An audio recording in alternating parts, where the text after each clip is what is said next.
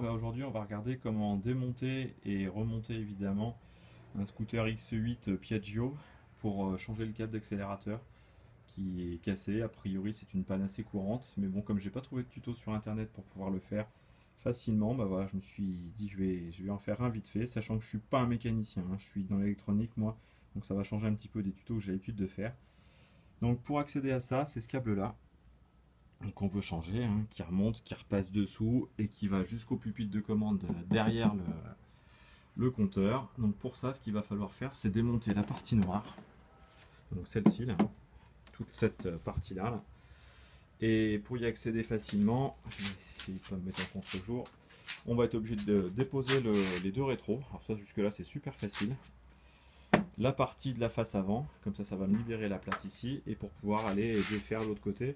Quand on regarde le tuyau, le câble, pardon, j'ai un pas de filetage d'un côté, mais bon, a priori il y a des mecs qui arrivent à passer la main dans la calandre et le défaire.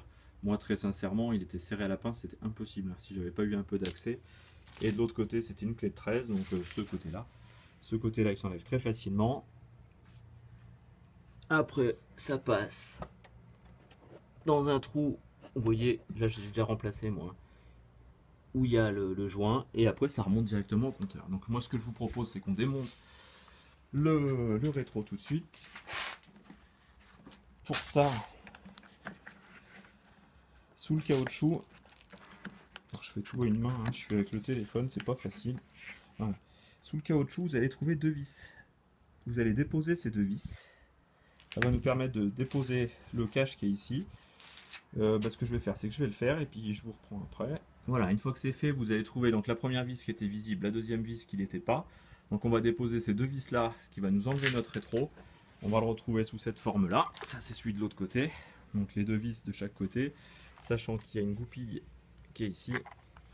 Hop là. Donc sur le deuxième, la goupille elle va dans ce sens. Hein. Comme ça, voilà. Donc je vais déposer le deuxième rétro. Je vais déposer les deux vis qui sont dans l'aération ici. Et une fois que j'aurai déposé les rétros, je vais trouver une vis qui va être ici. Donc là je l'avais retiré déjà, mais cette vis là, elle est très importante. Et je vais retrouver la même de l'autre côté. Donc une vis ici, deux vis dans l'aération, une vis de l'autre côté, et je vais pouvoir déposer mon panneau. Donc voilà, les quatre vis sont retirées. Donc là on va pouvoir déposer le capot avant, sachant que ça se coulisse un tout petit peu. Donc il faut simplement tirer dessus et il tombe tout seul. Ensuite, après vous verrez, si vous y avez des petites mains, alors on l'aperçoit même pas d'ici, si ça y est, il est là, voilà. Donc c'est la goupille qui est là-haut, donc là on peut essayer de la défaire à la pince. Moi ce que j'ai fait, c'est que j'ai déposé la vitre. Il y a 4 grosses vis à retirer, ça nous laisse vachement plus de place.